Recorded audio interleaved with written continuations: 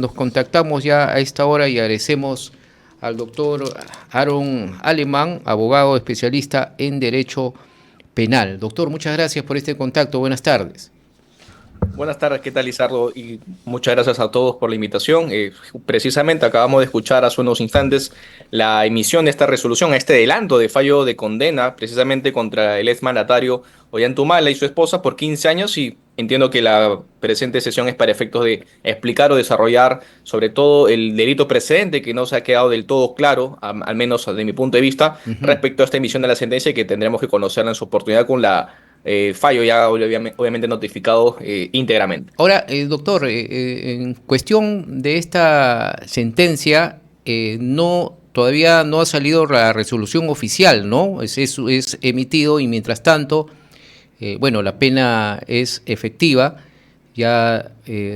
van a prisión efectiva en estos instantes, pero no se puede aún presentar una apelación mientras no haya la sentencia oficial. En efecto, la Judicatura, la Administración de Justicia, tiene dos oportunidades. La primera de ellas es hacer una lectura íntegra del fallo resolutivo para que se puedan conocer los fundamentos de hecho y derecho que han orillado a esta decisión de manera fundamentada como una garantía del debido proceso, pero a su vez también tiene como la segunda opción, que es lo que ha pasado el día de hoy, un adelanto de fallo, en el cual se da un sucinto resumen, un breve grado de explicación sobre cuáles son las principales fundamentaciones o argumentos que ha podido exhibir o contemplado su resolución, y que determinan lógicamente la consecuencia, que en este caso es de sentencia condenatoria a una pena efectiva de privación de libertad de 15 años al menos en estas dos personas. Esto último que ha ocurrido evidentemente imposibilita a las defensas para efectos de interponer un recurso de apelación, en el sentido y extremo de que solamente podrán hacerlo cuando sean notificados válidamente, ya sea su casilla electrónica, al domicilio procesal o al domicilio real, y sobre esta puedan conocer a precisión, a exactitud, con especificaciones correspondientes, cuál ha sido el ratio decidendi, entiéndase, las razones que fundamentan esta sentencia y por las cuales puedan, bajo su derecho al debido proceso, a la doble instancia y la tutela jurisdiccional efectiva, acudir a la Sala Superior Jerárquica para que puedan ellos revisar esta sentencia y ya sea confirmar, ya sea más bien revocar, o en última instancia o grado declarar nula. Esto va a depender, evidentemente, de lo que van a interponer en la fundamentación de estos escritos de apelación a defensas. Unos van a ir seguramente por una nulidad, por una indebida una indebida motivación o una motivación aparente o insuficiente sobre esta sentencia. Algunos irán por un tema de revocatoria, en el sentido de que no consideran que se ha cumplido los tipos penales que han sido imputados y sobre todo, lógicamente, el sustento de lavado de activos en el delito precedente, y algunos entiendo que no lo van a poder sostener más que la Fiscalía, es confirmar el extremo de la resolución. Ahora, doctor, ¿demora mucho este aviso que se le tienen que dar electrónicamente sobre esta sentencia que se ha dado el día de hoy a los acusados? Ya lo adelantó la jueza, justamente indicó una fecha ya, que entiendo que es en menos de 2 semanas, para efectos de que se pueda hacer esta convocatoria a que las defensas puedan asistir igualmente a esta sala de audiencias para que puedan tener la oportunidad de escuchar íntegramente el fallo de la sentencia. Sin perjuicio de ello, ellos pueden hacer dos acciones: o en el acto verse notificados claramente y poder tomar anotes, apuntes por el principio de inmediación y sobre eso sustentar su apelación, o hacerle la solicitud directa específica a la Judicatura para que se le pueda notificar con la resolución íntegra en su casilla electrónica, y a partir de ahí surgen los efectos, lógicamente, del cómputo del plazo para que se pueda iniciar la sustentación y fundamentación de la apelación como parte de sus garantías procesales. Doctor Alemán, ahora, por favor, explíquenos y también a nuestra audiencia, ¿qué diferencia tiene este proceso de lavado de activos que están pasando pues el expresidente Ollanthumala y su esposa Nadine Heredia y otros, con el caso Cauteles, con el caso de Fuerza Popular liderada por Keiko Fujimori, porque también hubo aportes, ¿no? Entonces acá también se está acusando de lavados de activos, también se acusaba en el caso de Fuerza Popular de lavados de activos. ¿Hay algún tipo de diferencia para, sobre todo, tener esta determinación o esta sentencia que es totalmente contraria a lo que ha pasado Fuerza Popular?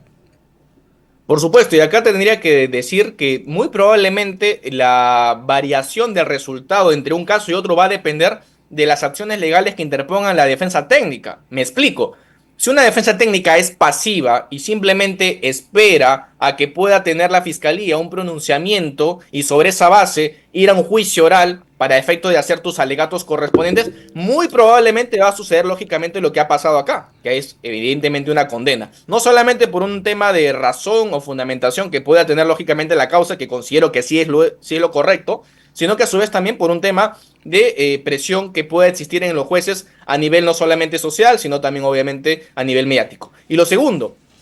en el caso de cócteles, ahí el error flagrante, el error manifiesto, que al menos de forma se ha podido contemplar, es que el requerimiento acusatorio, entiéndase, la única labor por la cual la judicatura puede tomar conocimiento de la hipótesis criminal, que es la labor del fiscal, se ha llevado a cabo de manera errónea. Tanto así que inclusive, justamente se hizo una devolución prácticamente más de 20 veces, con lo cual eso hace referencia de que ya sea por un tema de forma o de fondo, la fiscalía no cumplió los presupuestos que la judicatura le ordenó y que hubo una constante devolución de la carpeta respecto obviamente a esa imputación que estaba contemplada en la cuestión. Y es más, inclusive en el Tribunal Constitucional se hizo referencia a que el hecho de incorporar nuevos hechos, nuevos argumentos en la acusación de manera sorpresiva, evidentemente flagela, quebranta, hace un quiebre de los derechos o garantías que tiene todo sujeto procesal, en este caso los sujetos investigados.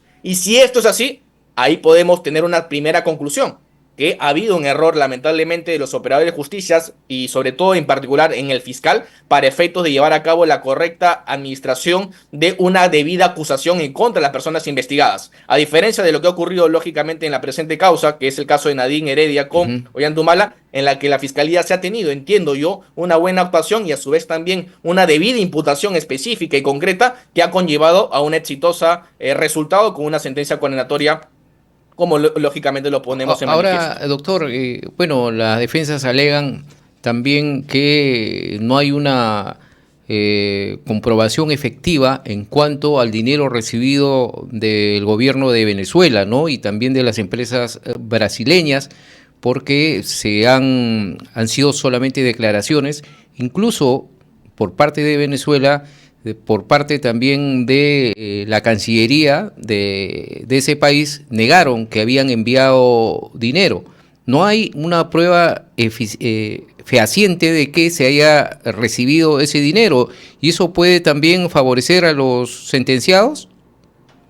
Buena pregunta. Acá vamos a tener que hacer la distinción entre pruebas documental, pruebas periciales y pruebas testimoniales, ¿no? Porque todas ellas van a tener que ser analizadas tanto de manera individual como también de manera colectiva para que pueda arribarse a una conclusión de un soporte probatorio. Y claro, acá lo que inclusive la propia jueza ya adelantó es, oye, en las pruebas periciales, en el tema del desbalance patrimonial, por ejemplo, yo no me voy a dar ni siquiera a favor de la defensa, ni tampoco a favor de, lógicamente, la parte contraria que es la fiscalía. Porque de mi punto de vista no es, en este caso, el objeto de controversia. Esto por otras razones en las cuales, inclusive, por ejemplo, el Tribunal Supremo de España y a su vez también la Corte Suprema de nuestro país han indicado de que en el tema del lavado de activos, el de balance patrimonial no es suficiente para poder acreditar la acreditación del delito o obviamente la no existencia del mismo. Es para otros efectos irrelevantes, a menos de manera aislada. Y lo concerniente a la prueba documental, como tú has hecho referencia, tendría que ser corroborada periféricamente también a su vez con las declaraciones de estos testigos, porque claro, según el acuerdo plenario de 2005, los testigos, que puedan ser cientos como en la presente causa, tienen que cumplir tres criterios. El primero de ellos es la verosimilitud, el segundo es la persistencia en la incriminación y la tercera, lógicamente, que no haya ningún tipo de vicios en su declaración, es decir, que no haya animadversión, no haya rencor, no haya odio o venganza, para que pueda lógicamente tener su declaración plenitud como tal. Y según la valoración de la jueza, o en este caso del pleno, en este caso los tres jueces, entiendo que dos de ellas han podido ratificar la condena y uno de ellos un voto discordante, han coincidido en que estas declaraciones, sumadas a los documentales, dan cuenta de una falta de justificación con respecto, lógicamente, a los aportes que se podrían haber dado. Es más, la jueza indicaba también que los declarantes, al momento de hacer las preguntas correspondientes, la defensa y la fiscalía han afirmado que no tenían el soporte para efectivamente llevar a cabo esos depósitos, y con lo cual sería un indicio revelador, pero a su vez también, de mi punto de vista, concluyente para efectos de que no ha existido la capacidad de justificar los medios de existencia de estos bienes, en este caso traducido por dinero, y con lo cual, ante la insuficiencia de injustificación sobre la licitud de los mismos, la judicatura ha declinado y ha obviamente decantado su fallo en el sentido de que esto sería producto de un delito previo y que posteriormente han tenido la intención o el móvil de poder darle esta apariencia de legitimidad para insertarlos a nuestro ordenamiento económico, y con lo cual se habría configurado el delito de lavado de activos. Esta discusión tendrá que ser a su vez realzada en sala superior jerárquica, y ahí tendremos obviamente la segunda oportunidad como parte de esta discusión de ver si es que el elemento típico de delito de lavado de activos, lógicamente el delito precedente, es un delito independiente o autónomo, como siempre se ha podido discutir, pero que ya recientemente inclusive también algunas salas, principalmente por ejemplo de Trujillo, han revelado de que este delito de lavado de activos sí o sí develan o necesitan o requieren para su configuración un delito presente. Es decir, si no hay delito precedente estaríamos ante una absolución, ante una tipicidad, y que obviamente eso ya es parte de la valoración que tendría que hacer la sala superior jerárquica, porque entiendo que eso es lo que van a hacer los abogados defensores de estas dos partes debidamente procesadas y que se han podido el día de hoy conocer su sentencia condenatoria por 15 años. Ahora, finalmente, doctor, esta sala superior, para que ratifique o desestime esta sentencia, ¿pasa mucho tiempo? ¿Pasa semanas, meses? Más o menos para que tengan idea nuestros oyentes, ¿qué tiempo puede determinar ya una sentencia final para el expresidente, su esposa y los otros implicados? Muy buena pregunta. Ahí en realidad lo que tenemos que nosotros aflorar es que ellos ya tienen actualmente, desde el día de hoy, la calidad de reos. En consecuencia, cualquier operador de justicia, principalmente el que está llamado a garantizar los derechos procesales, que es representado por el Poder Judicial, tiene que convocar lo más antes posible, porque lógicamente se están afectando derechos, que en este caso es el más importante, que es la libertad, y por consiguiente tiene que darle la prioridad sobre otros casos,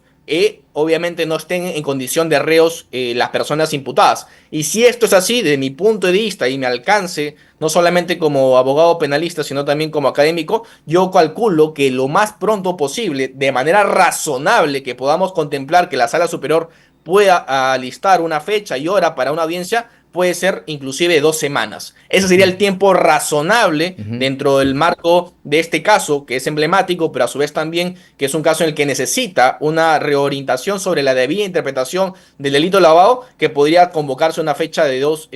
semanas aproximadamente. Ahora, sin perjuicio de ello, la propia audiencia de segunda instancia podría ser también bastante célere, en el sentido de que va a depender de la dirección de estos jueces, de esta sala, lógicamente ver cuál es el agravio que han considerado cada uno de los abogados, y puntualmente eso, analizarlo y resolverlo, para que no puedan pasar semanas, meses o años, como lamentablemente hemos podido también conocer en otros casos, en las que la sala superior se demora de manera injustificada, de manera inútil, de manera ineficiente o ineficaz, cuando obviamente está pendiente una libertad que podría, en todo caso, revocarse si es que así consideran o estimen en su resolución de segundo grado. Doctor Aaron Alemán, muchas gracias por esta participación aquí en RCR. Entonces vamos a esperar las decisiones también que se tome y la última instancia que va a tener la sala superior en este caso. Muy amable, hasta otra oportunidad, doctor. A ustedes y a todo tu equipo, cuídense, bendiciones, buenas tardes.